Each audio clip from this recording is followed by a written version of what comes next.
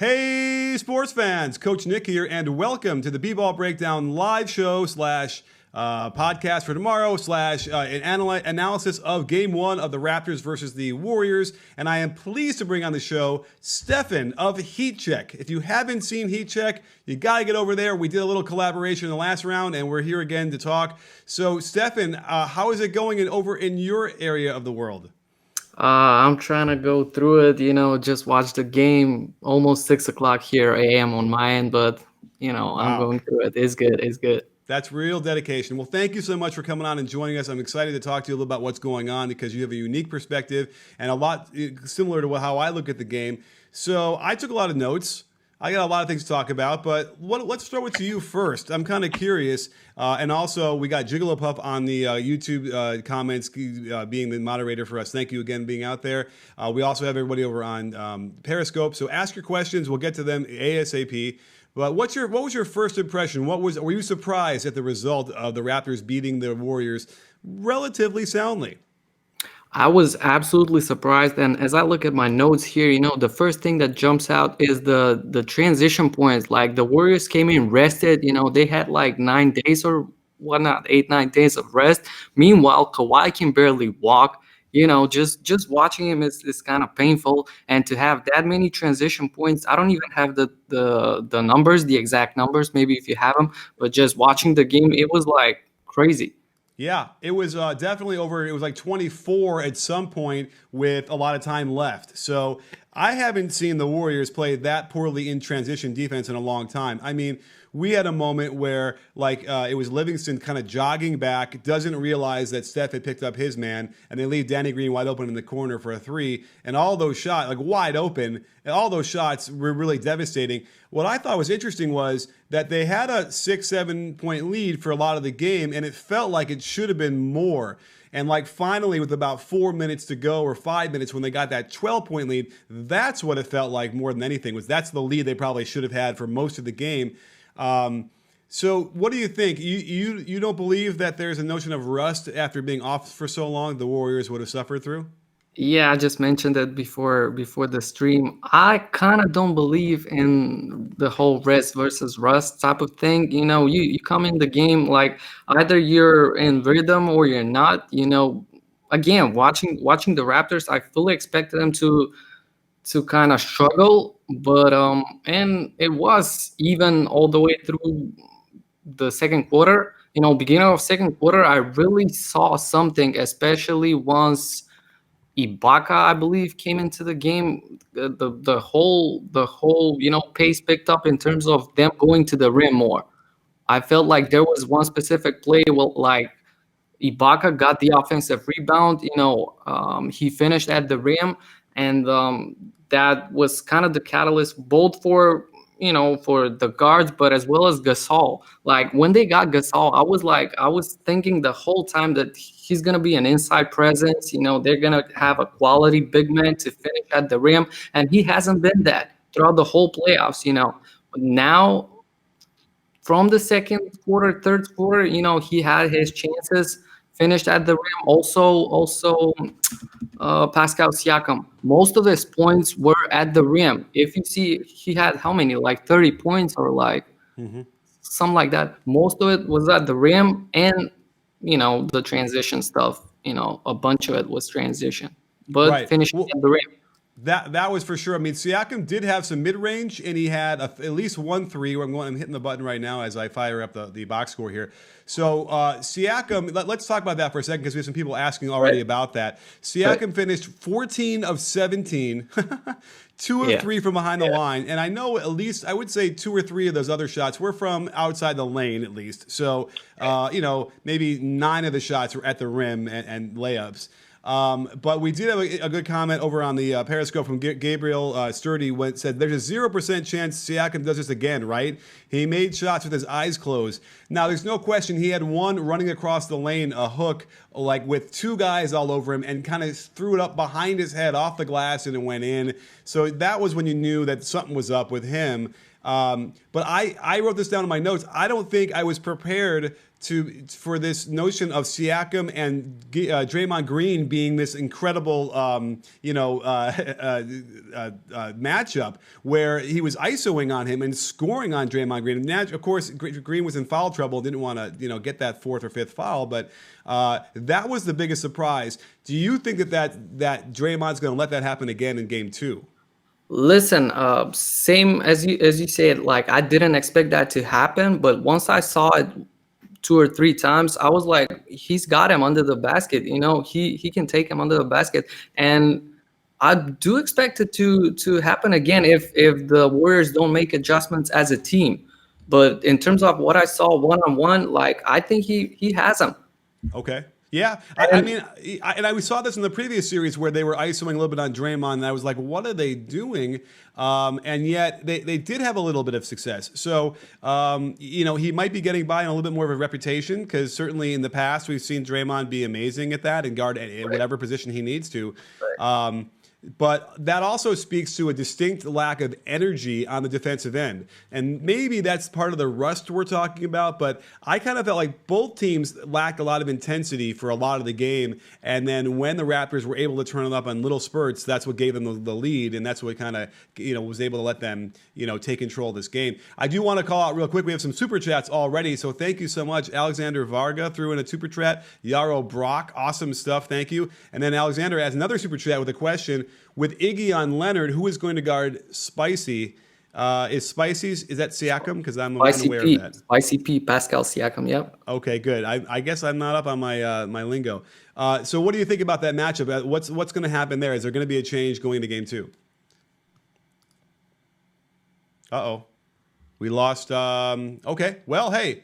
We lost Stefan for a second there. He's, all the way halfway around the world calling in. So he'll probably click on that button again, and I'll keep going. So I'll answer that question. Why not? Let's go to the one shot with me. So I don't think they're going to do anything. I think they're going to simply look at the tape and make fun of Draymond and challenge him, I suppose, and go at him in the film session to challenge him to do better. But that said, a lot of his damage is done in transition, which is where Draymond had less of an ability to take care of that because he's got to take care of everything. Now, they also took advantage of him overhelping a lot. And you call it overhelping or you call it just sort of, help that he normally does. And other teams don't normally take advantage of that. But Siakam, without question, was getting open shots, open looks, and he was taking advantage of that. That said, he's not going to shoot 14 to 17 again. I think he'll tell you that too. That's not going to be a surprise. So that's a real interesting dilemma that the Warriors are going to have. Let's go over here and see what else we have on the YouTube chat because we have a lot of people here and a lot of questions here. And then Stefan will definitely come back in here, I'm sure. Let's see here. I'm getting an email from him maybe. Let's see. Wow, let's see. Dylan Nguyen has, first game and we already beat the Cavs and how many wins they got in the finals last year. Yeah, okay. Now, here's a question. Let's look at the bigger picture here. What does this mean for the series, okay? Now, you can argue that, it's partly that they were rusty and they were out of sync and all those different things. Usually that lasts for like a half, though. And that is not the case what happened with the Warriors. This was something that they actually, lasted the whole game. And they don't have KD. And I know they were already worried about that. Boogie did not look very good at all to me. His leg does not look like it's healed to me. He actually was somewhat effective in the first half, but they finally got him in to start the fourth quarter of the second half, and the fourth quarter, and it just didn't look good. They got him in pick and rolls, and he just wasn't in sync. You got it. You can't be expected to do well in the finals on defense without a lot of game under your belt, and he just hasn't played for 5 weeks. So that's a problem. But maybe they could find spot little minutes here and there, but I wouldn't throw him in the fourth quarter. Now, another problem the Warriors had, I thought, with their rotations was Livingston. He has looked like a shell of himself for a long time now, and I just don't know why they kept going to him like that because he played for about 2.5 extra minutes in that fourth quarter when he shouldn't have. And I don't know why, even a guy like Alfonso McKinney was better. And Stefan is asking what happened. Let me just quickly tell him to, click on the link again. Click on the link again. Let's see here. Click on the link again. and maybe he'll come back in. So anyway, so that's a real problem with Livingston. He's definitely a guy who clearly has. It's just not his thing. They're going to limit his minutes. Let's go check the box score real quick. 'Cause I'm curious.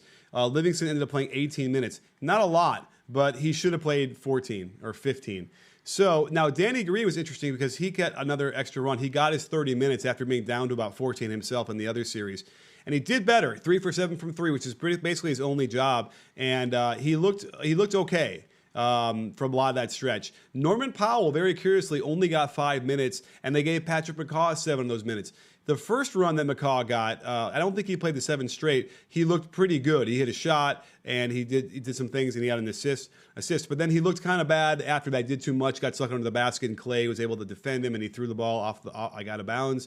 So that's another issue that is interesting. I suppose he might feel that McCaw is a guy who it won't be intimidated and kind of has a sense of what they're like for the Warriors. So he figured he'd trust him and give him some minutes. But I would like to see Norman Powell get out there and get a better run than that. But it didn't really matter when you have Siakam going off for 32. Now, Lowry was ineffective, pretty much on offense. They did a good job there. Now, that was with Klay Thompson guarding him originally. So that's what I was looking for in the start. It was how they wanted to all match up.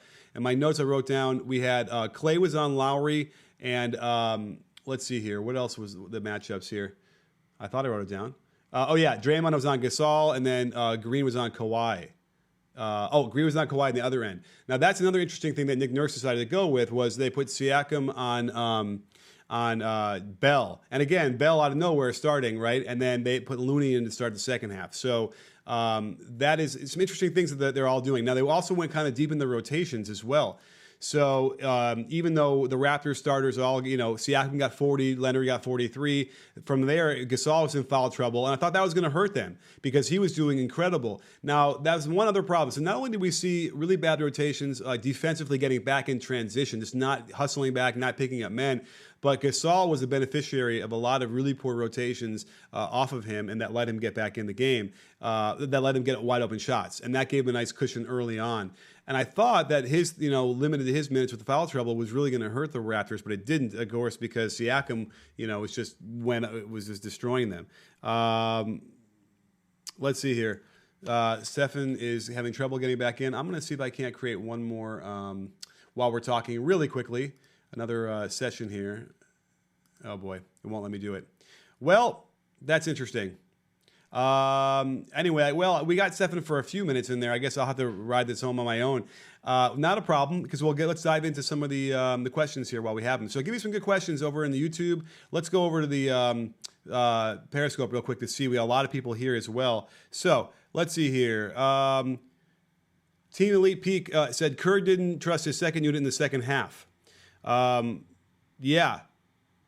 That is true, although I would say he did trust him too much. I mean, certainly with Livingston, he should have taken him out earlier. But he didn't trust someone like McKinney, who I would have liked to have seen got some more run instead, because he's just more active defensively. He hit a shot or two. Let's see. Grayson Adrian said Raptors look good, but they kind of had to win this game or series already over. Now, that's interesting, but I'm not so sure that that was as crucial because they have home court advantage.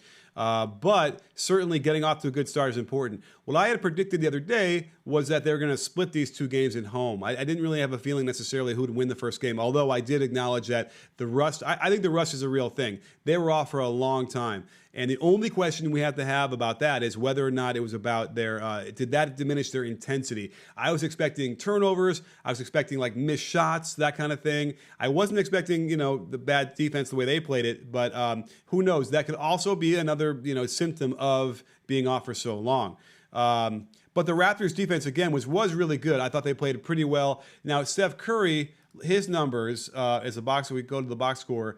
Steph Curry was 8 for 18, did not shoot awesome, 4 for 9 from 3, and he had 14 for 14 from the line. And I kind of felt like they were kind of manhandling him again, but that's sort of par for the course. They don't call a lot of that when he's off the ball. He had 34 points. Klay Thompson was also off a little bit. That technical foul he got, he tossed the ball at the ref and wasn't looking at him. That's pretty much it's almost like when you spike the ball down, they call it a tech.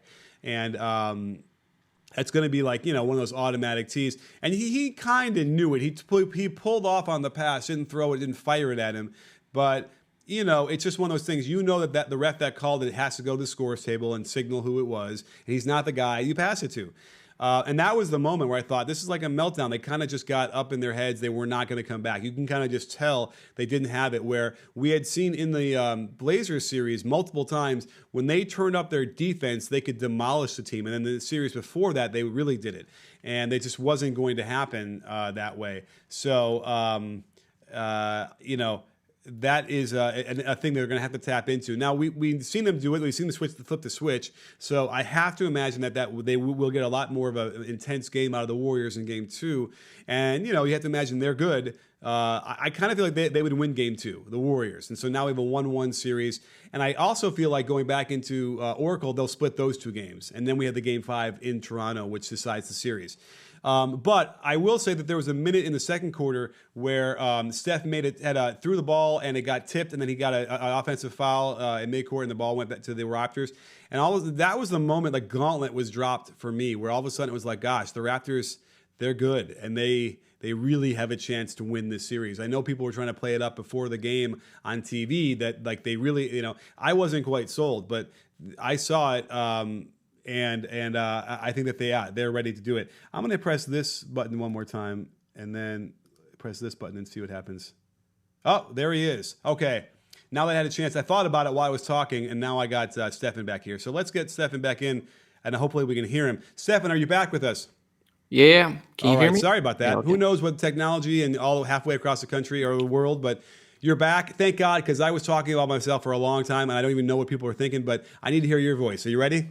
It's the finals. You got to make adjustments. Yeah. Right. Well, I'm glad I could figure that out. There's a button I had to press while I'm talking to everybody, while I'm reading questions. All right. Can you weigh in with something? Give me something that you want to talk about. Okay, so I wanted to talk about the fact that Raptors played patiently, extremely patient, and exploited the mismatches. We stopped the moment we stopped. We talked about Pascal Siakam and his matchup with Draymond Green. So both him on his matchup and every other mismatch that happens, whether it's by doubling Kawhi, getting the ball out of his hands, or by the penetration of Lowry or VanVleet, there are so many mismatches that happen for the Raptors, and they were pretty successful in using and abusing those, So as long as they keep doing that, I think that they would be in good shape. Yeah, and I think that, again, what I had said when you were off was that I kind of feel like the rust was part of what, took away some of their intensity. But you know what? Because you have to imagine they're going to ramp that up in Game 2. Let's go to, I saw a good Typo asks on the Periscope, Coach, what do you think of Drake and Dre talking trash to each other? Just Draymond being Draymond. Did I miss that? Did you see that? I missed that as well, but Drake talks trash with everybody, so that's nothing new. Yeah, I mean, I guess it's part of the game. I thought it was kind of funny when he was massaging Nick Nurse in that moment. I know the league had a problem with that, but either way, in theory, what you would say as a coach or whatever would be like, as soon as Draymond's doing that, he's not focusing on the game, and so that's a problem. And certainly Draymond seemed a bit out of it. I don't think his drives to the basket weren't nearly as effective as they were in the last series. And and again, he's not really, he's okay at those. And I was a little bit surprised how effective he was in the last series, to be honest, especially in open court and making some of those shots, because sometimes he goes a little too fast and the shots don't go in. But what do you think? Is Draymond going to be able to improve for Game 2? Oh, definitely.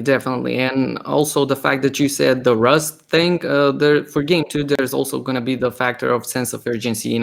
They can't go down 0-2 in a series. I mean, they can, but there's going to be some sense of urgency there, Mm-hmm. And I also figured one thing out for the Warriors. I like whenever Steph Curry had the ball and there was usually there was a 1-5 pick and roll, Yeah. Coming off of that screen, he was automatic, either score, either find the open guy, or get free throws.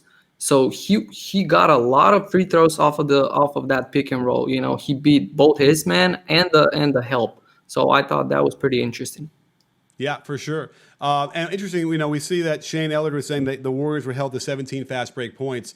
And that's another good point. And it's hard to fast break when the other team is scoring often. And I thought that's what the Raptors were doing. And so that was another issue, too, because obviously they live in the transition, too. That's where they get a lot of their threes. It's funny. I just want to check Clay again. Clay's line was 8 for 17. This is not bad. 3 for 6. But, 6 3 attempts is really low for him. And I thought they did a really good job defending him. I'm going to have to go back and look at the footage again to really focus on what they were doing with him off ball. But they were having him try to bring the ball up a little bit, and that was not a great look for Clay, right? The ball was getting knocked around a little bit. He handled the ball a lot more, I feel like. They caught him in transition, and he took 3 steps, and they didn't call it. They didn't call it. Yeah. And, and that was another one of those things where, okay, let's talk about the referees for a minute. What do you think about the refs? Honestly, I usually don't try to, assess their performance unless it's something dramatic. That dunk for Clay with 3 or 4 steps, I don't know. I saw that, but otherwise, there were a few, like the Lowry call. He got called for a foul, and I thought that was clean. There was also one against the Warriors that I thought shouldn't have been called. But overall, I wouldn't say that they had a huge impact on the game. I thought that was pretty. Yeah, I mean, I think it wasn't bad. I mean, there was obviously the calls you mentioned, and there was like a step. People were asking if there was a step. He tried to take a charge, which it looked like a block to me. That was fine. The Lowry charge that he drew on Draymond, if you can remember, there was a short roll or off a pick and roll. You thought that he was moving? Well, he got there, but the only part of the body that connected with Lowry was like his shin. It was a little bit weird, and I guess that's okay, but you kind of felt like, that should be more like the body should be running through him, or it's not a call. You know what I mean? It was kind of weird, but Lowry's going to do that and drive you crazy. And he actually didn't draw as many foul calls as I thought he was going to do. He's so good at that and getting into your body and then not flopping. It's legitimate contact, but he's good at initiating that. I think I remember 2 or 3 that he got. Got on the yeah. And let's see here. As far as that, I don't know if that translated into free throws. Lowry ended up taking 2 free throws, so that's one reason why maybe it didn't stand out. Is he didn't get him on shots that he would try and get normally. Mm-hmm. We have a pretty good question here in the YouTube chat. James Rogero asks, do you feel that the trio of Gasol, Ibaka, and Siakam will overwhelm the smaller Golden State team? Now, that's interesting because they don't always play together, even though I think that they should, and I don't think they did at all. I feel like Ibaka came in for Gasol, so there wasn't a lot of overlap.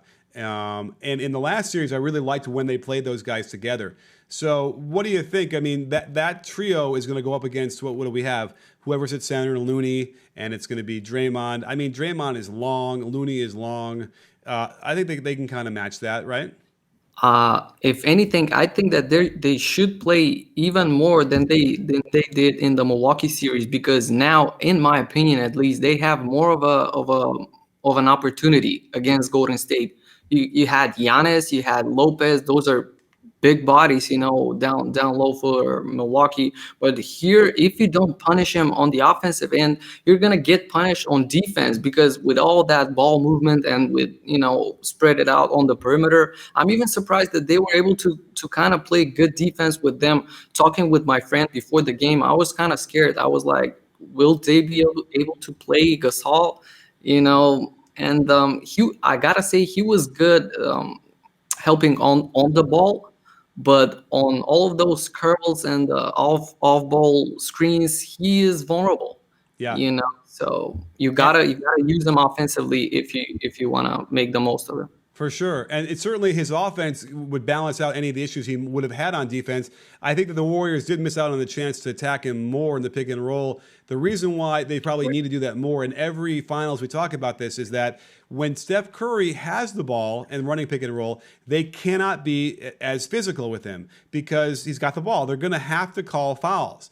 Right. And when he's off ball, that's when they're getting all handsy and pushing whatever, and that makes him a lot less effective in my mind. And it seems like every finals we go through this, and finally in Game 3, they just unleash it and they let him go, and then they take off.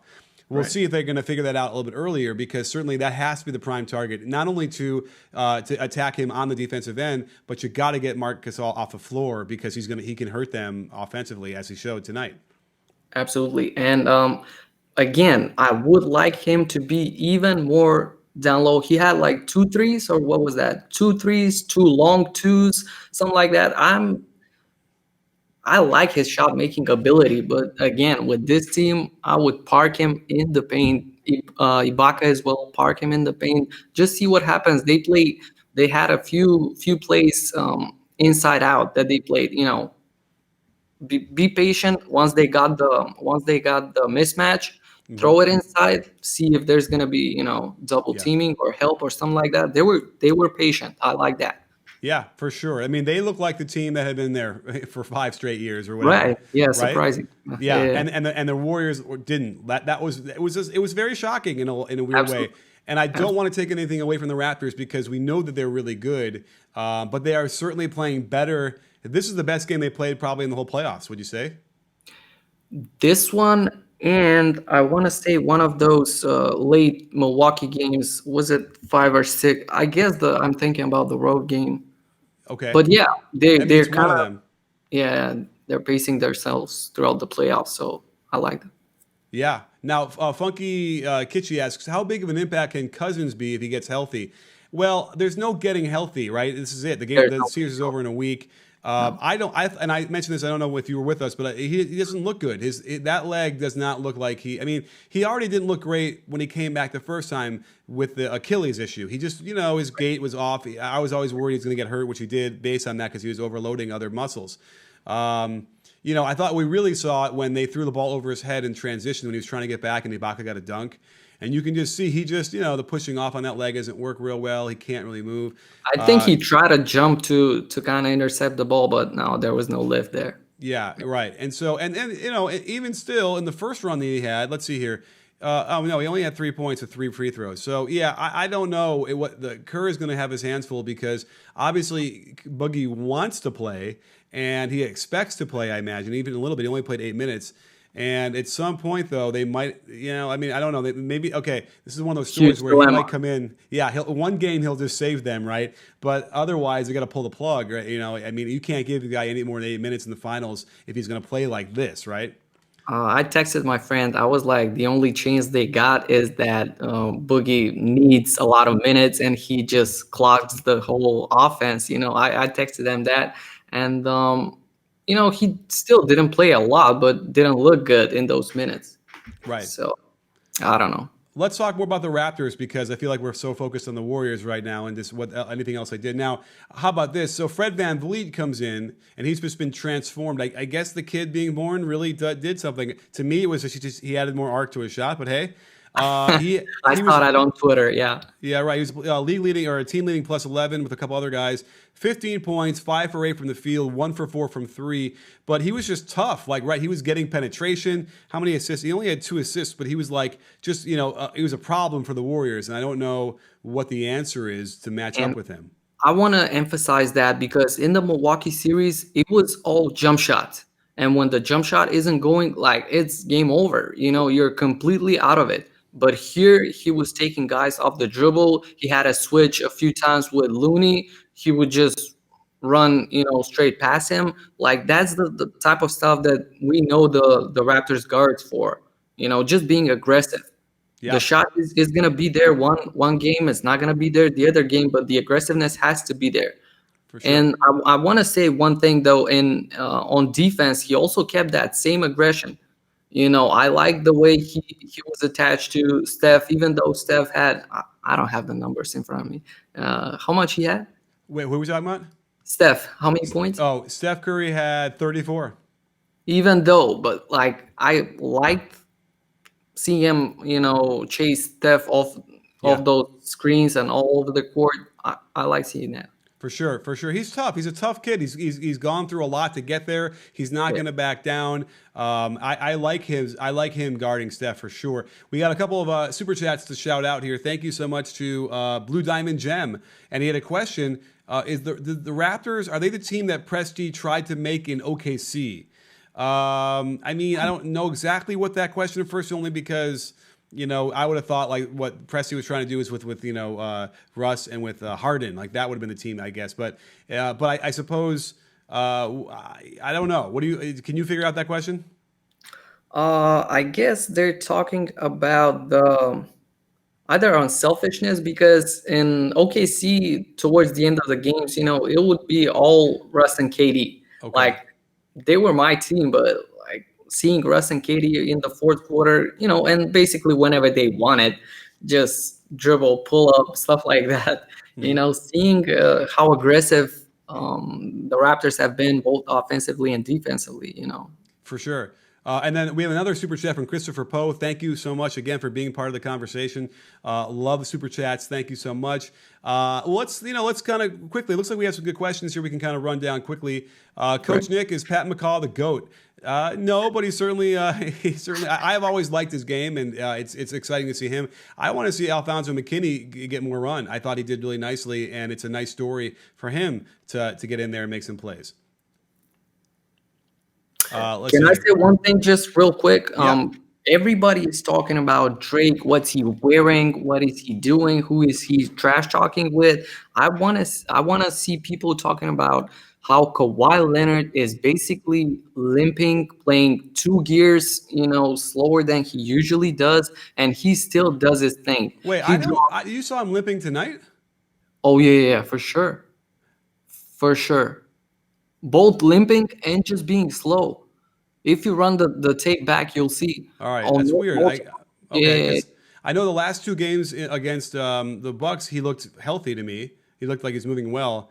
But like I remember Iguodala pulled up, and by the way, we got to talk about that for a second. But I'm missing in my mind why I guess maybe I was quickly trying to jumping around during the game. I didn't see him limping. Okay, all right, well yeah, on Twitter. Yes, you were huh. all over the place. Yeah, Yeah, because when I'm tweeting, I get behind by 30 seconds. I got to I know, jump I know. back.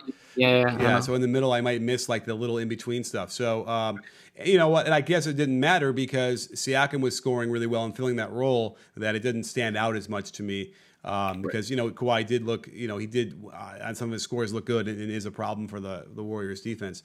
Let's see here. Do we have any good questions? I thought I saw one here. How about you? And by the way, grab if you see the in the comments, grab a question. Why did Lowry not score so much? Audrey Umal asks. Well, what do you think, Stefan? What do you think about why Lowry I was sort of a I non-factor? can talk about this for like forever. With him, a lot of his games that are good, he makes an impact is not in the points department, and I kind of hate. I mean, not hate it, but I don't like that as much because I've always said that at some point, yeah, you're gonna set the right screen, you're gonna play good defense and stuff, but at some point to help your team, you gotta score. You gotta put your head down and go to the basket. And this was one of those games where he did a lot of things great, like a lot of things, but he just didn't score. And so I don't really know what to say. I'm kind of torn between. Right, and they have to be ecstatic if you're a Raptors fan because it felt like the only recipe for success for them would be that Lowry had to score well, Right. and and the fact that they could do this and then win. Now, does this remind you a little bit of the Brook Lopez game one against the Raptors where he went off for like 28 points and the Milwaukee Bucks won that game? Do you have a feeling that that's because, and by the way, then it kind of disappeared after that, or went back to his very normal self? Do you think that could happen with Siakam? Oh, will that happen with Siakam? Well, again, most of Siakam's points to me, what I saw were in transition. Yeah, Yeah. he had a few jump shots that went in, but a lot of the points were in transition. So the problem for the Warriors wasn't, Siakam in specific or like whoever in specific, but it was them not getting back, not playing Warriors defense, not, just have the intensity that they usually have. And yeah, Steve Kerr is gonna say a few magic words in practice. He's Yeah. gonna get him ready. Yeah. Yeah, absolutely. We have, there's a good question here in the chat, although it doesn't stay here. Oh, a couple people wanted to know, Drew Halfland and Nick Flynn wanted to know how I knew, oh no, they want to talk about Danny Green. Drew wants to know how I knew Danny Green would be so bad against the Bucks, but then also good against the Warriors. I would love to take credit for that, but I don't think I said that as far as I know.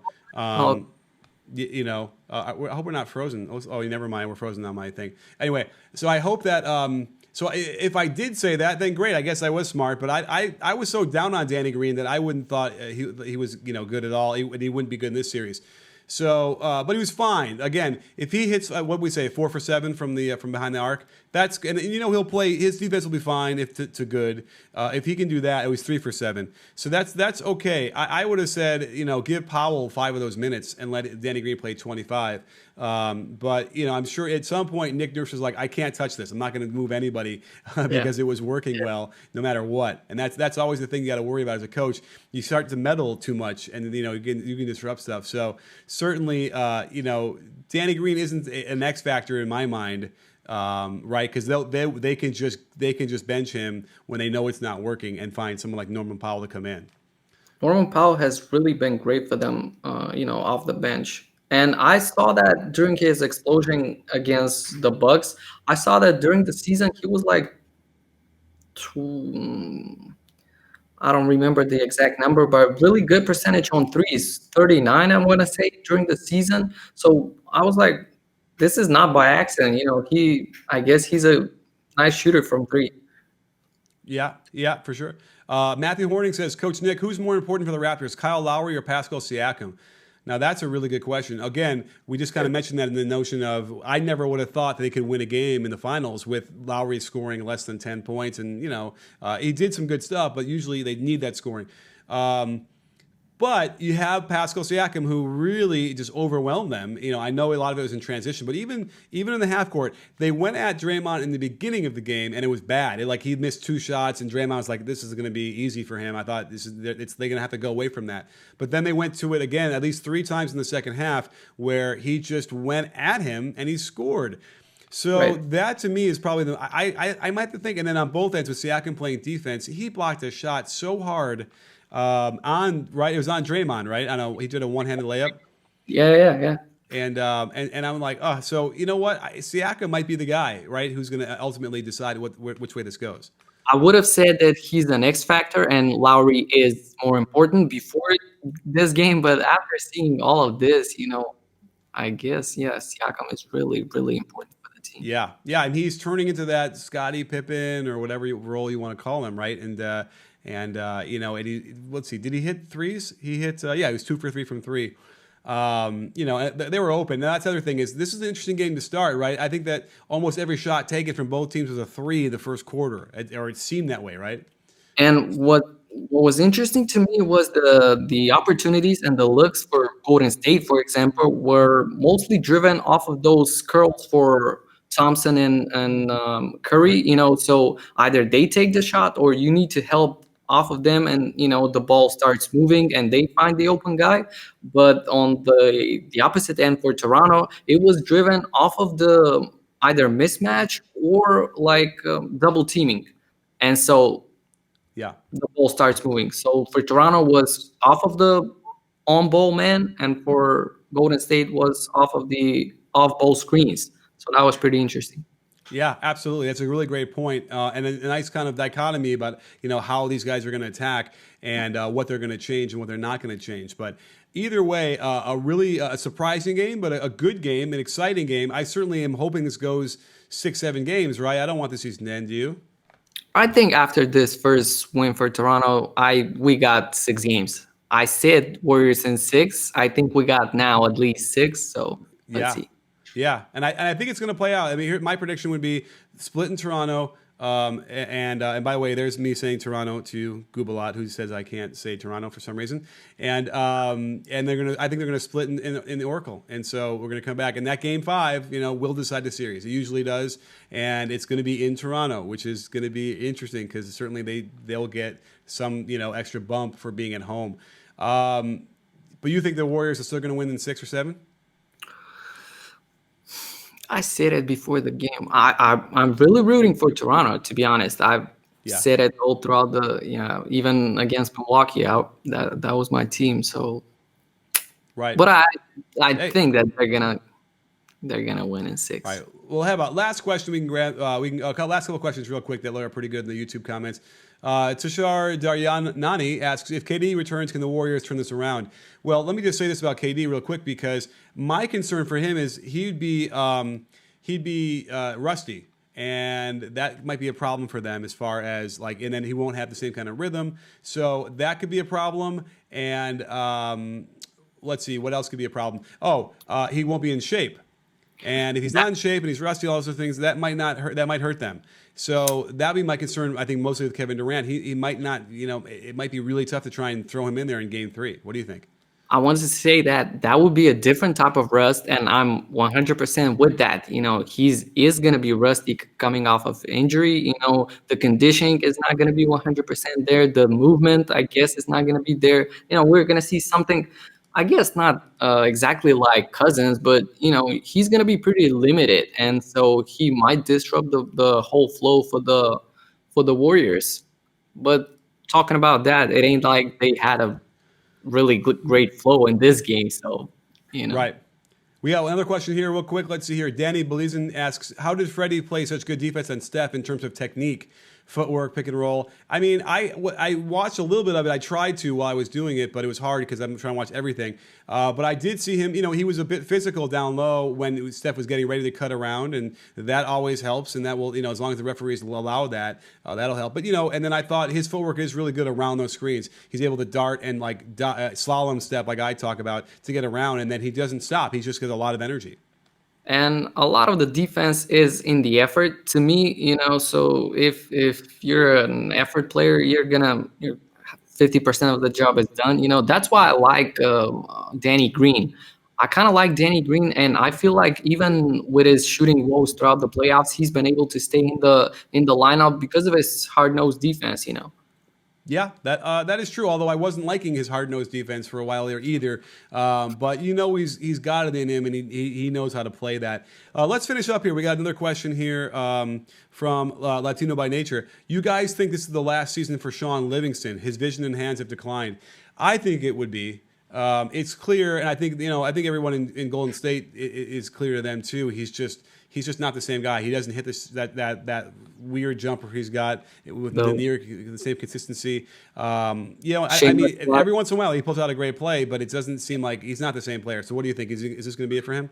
I guess so. Shameless plug. I made a video about that weird jumper of his, but I noticed that this season he's really like he doesn't have that in him, the juice. He doesn't have the juice. And also Andre Iguodala talked about during the media availability or whatever that's called, talked about this being one of his last, if not the last season. He said he knows he's towards the end. He's at the very end of his career. That's talking about Iguodala, not Livingston, right? Yeah. I saw that, but then I thought I saw him say something else about he's got a couple more years he'd play, but yeah, Iguodala too. Now that's the other question we didn't really bring up as we wrap this up is Iguodala. It looked like he probably got a cramp. Perhaps he wasn't like completely incapacitated, but it looked like it was hurting him. Right? Is that what it looked like to you? Honestly, I didn't see this. Was there a specific play? At the very, very end, they kind of just showed a replay of him after he made a play. I think he scored, and then he was just sort of, again, I missed the limping of Kawhi, and then you missed the limping of Iguodala. Didn't look horribly serious, but at that age, everything is serious. But throughout the whole game, I do feel like Iguodala makes his presence felt, and in this game, I didn't see that. Both offensively and defensively. I don't know. Yeah, no, for sure. And then let's see, who was the better coach tonight? Tino K asks. I mean, I think Nick Nurse wins that one hands down. The thing I would give a bad check mark for Steve Kerr would be leaving Livingston in too long, giving that second run to Boogie to start the fourth quarter. I thought they should have given him that run with 3 minutes to go in the third, where the game was still kind of close, and they could have hit him there and see how it went, and then get him. But once it gets into the fourth, and then he's going to not help you. That's just that. You're setting him up for failure. I don't think it was a good decision. Again, I don't know what can you do with a star like that. It's a problem. It's a problem for any coach. You feel like you have to get him in. He has to get some minutes, but here's what happens. Yeah, and especially because you might have a problem on your hands if he doesn't play after he expects to play. You know, Yeah. we've seen Boogie be a problem. I don't think he would do that in this situation because he's probably grateful just to be there. I would hope, but you never know, and it's certainly on his mind, I'm sure. So, all right, well let's see here. Let's wrap this up. I think this was a great show. Great having everybody there, and glad we got you back in here, Stefan, to finish out the second half strong. And let's do it again. What do you say? Can you stay up with us for another one? Oh, sure thing, sure thing. Thanks for having me. Always available. Great talk, and I enjoy this. Awesome. Well, thank you so much for you coming on, Stefan. Thanks everybody on Periscope and YouTube for joining us. We'll see you on the podcast tomorrow too when I post it. So don't forget, sports fans, at B-Ball Breakdown, we're not a channel, we're a conversation. You in? You in? Are you in, Stefan? Sure thing, I'm in.